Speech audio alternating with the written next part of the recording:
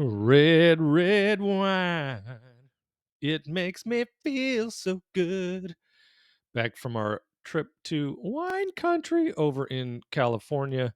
Had an amazing time, ready for a little liver repair. But let's catch up because we got some exciting news right here. New all-time high 2.472.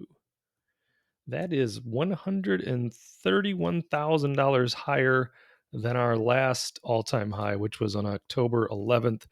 It is now October 21st, 20 and the 24 on the Mayan calendar, coming to you recording live from the farm fields of Valparaiso, Indiana, in the Fortress of Solitude Studios. 1245 is on the Swatch Watch. So why is that? Well, silver and gold. Silver and gold had a huge day, especially silver on Friday, which is what we've been looking for. So let's take a look at what's gone on here since the last we spoke, as I was out all of the week. So the previous Friday, on October 9th, I began a position in TMF, which is a bull on the TLT, which is U.S. Treasuries 20-year.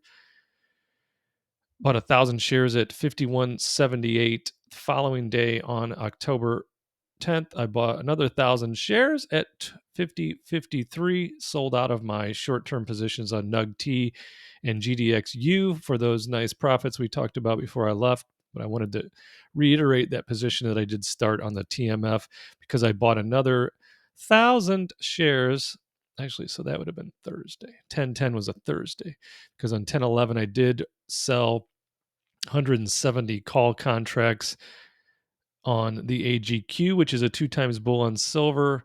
$44 strike for a 10/18 expiration, put $8,380 directly into the skinny jeans. And then on Monday, the 14th, I bought a third 1,000 share tranche on the TMF, bought that one at $49.96, which gave me an average on the 3,000 shares of 50.75. And this should actually say SOX S, which is a bull on the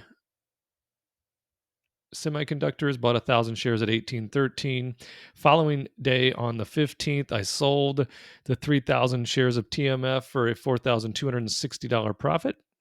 We like that. And then I also sold a one-day position in the SOX S at 1982 and locked in $1,690 profit there. And then on Friday, I did roll out my AGQ call, rolled it out a week and up $1 on the strike, and then did lock in $15,300 in the premium. So that was pretty fun. So that's some of the goings on that went on. You can see this is our second tranche of SLV leaps.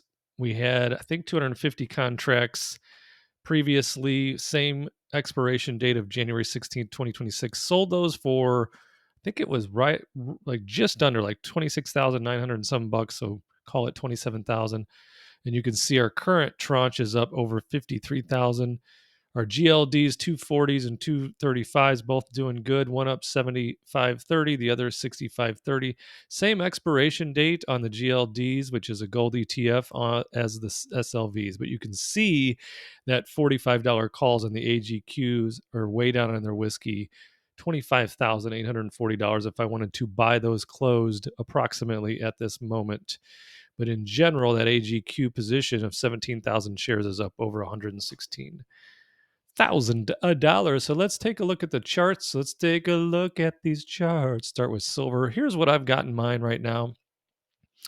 And it's following along. This is short term. I think we got the 3 of 3 in place, the 4 of 3 in place. We want to hold 33.42 is our thesis. And then otherwise, we should be seeing this thing go up to $35 in the fifth wave of the third wave. Okay, so if it does that, our target's $35.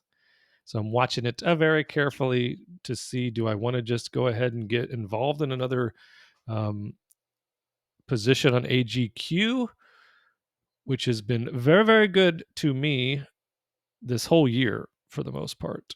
So we're watching this because where is this red candle? Looks like it's already trying to go up. It's trying to go up already. Yeah.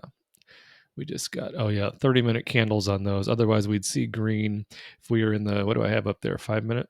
Yeah, 5-minute candles have already turned green. A pretty nice one on the silver. So we'll be keeping an eye on it. But we're in good shape either way, because this could take place as early as tomorrow. So again, watching to see, are we done with the low of the day? That is my current take on the silver, is that we are done on the low side until we at least break through.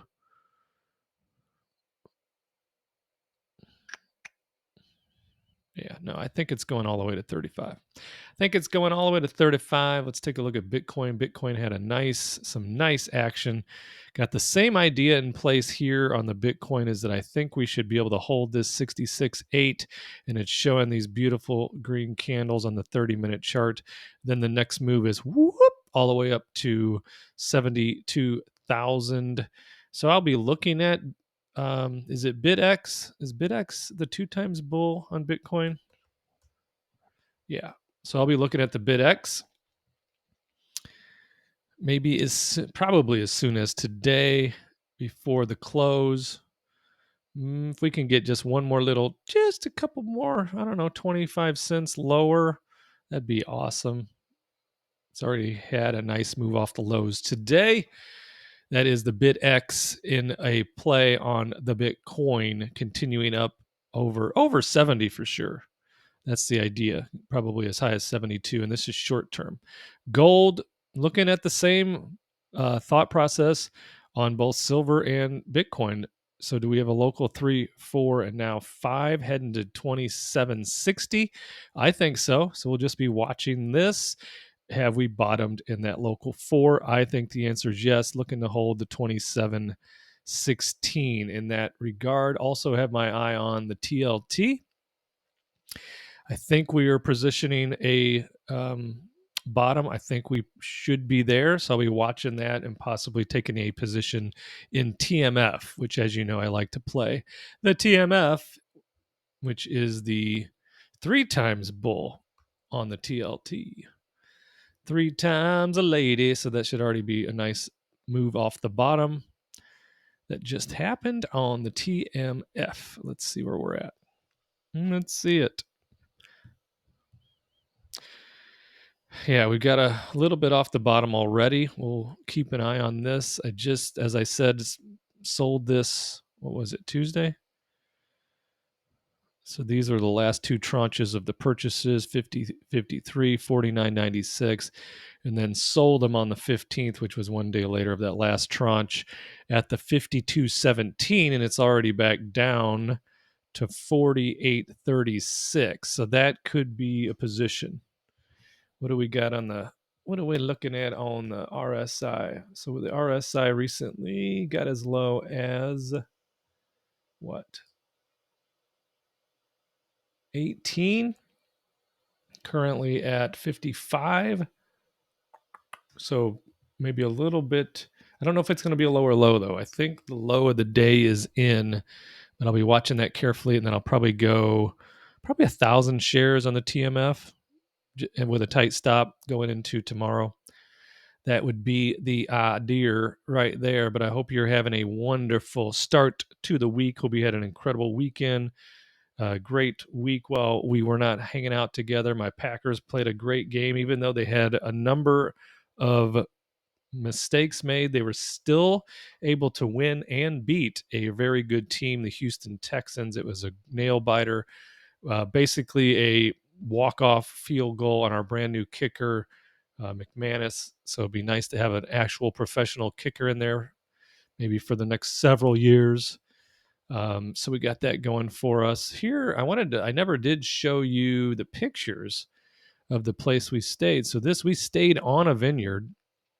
This was in Healdsburg, California. So, here's our San Jose, Fremont, San Francisco, Berkeley. Travel up a little bit here and you'll see where we were. So there's Sonoma, Napa, Calistoga, which is where we stayed the last time we were in wine country, and then Healdsburg is where we stayed this time around in this beautiful Airbnb, 5 bedrooms, 5 bathrooms on a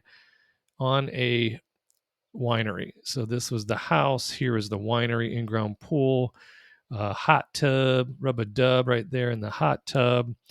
Um, let's see some views. So here's some views from the joint, overlooking this nice little valley here. Pretty cool. Like I said, 5 bedrooms, 5 baths, had 2 living rooms, one upstairs and one on the main floor. Big dining room, nice open kitchen. Where's the kitchen? Here's all the bathrooms. Like, we did have 8 people, but it did hold 10 if we wanted to have 2 more, but it was perfect. Perfect for us. We rented a big van that we towed it around in like a short bus. Come on, where are we at? Where do we get to? I want to show you the kitchen. Here we go. So that was a wood-fired pizza oven, huge granite island in the middle, sub-zero refrigerator, almost identical Wolf stove that we had for like 15 years. So those are always very nice. And yeah, so there's the big bar. This leads up to that 5th bedroom that had the big master, the huge, enormous walk-in with bathroom and and there it is. That's the upstairs rec room, and so on and so on. I'm sure you've seen enough of that. One sad note, and this just happened yesterday morning. Is this it? Yeah. Oh, yeah, that's Foxy. That's the 1991 Mustang GT convertible in Madison. This was parked in the driveway. And Madison was running late for work. Got to get to Bob Evans in the morning on a Sunday. And she backed her Mazda CX-5 right into it. Don't ask me how, but it happens. But like I told her, you did kill 2 cars with 1 stone. But they're just cars, and we can repair them. I'm just happy you're okay. So that's Foxy. We'll get that hood fixed, replace all of this. Lights still turn on and off, and then this bumper will need to be repainted along with that hood. So we'll see. That's what's going on there. Again, thanks for tuning in. Like and subscribe. And where are we at? What did we write down? 2.472. So yeah, still at that number. Looking to end on a higher high today. And I'll keep you posted on all things a portfolio. GDXU just dipped into it's got a 59 handle. So I was thinking about getting back in on a position on that. So I'll be looking at a number of things, and I'll share all that with you tomorrow. Like, subscribe, comment, share this channel and this video with a lovable friend, and I'll see you in the next video.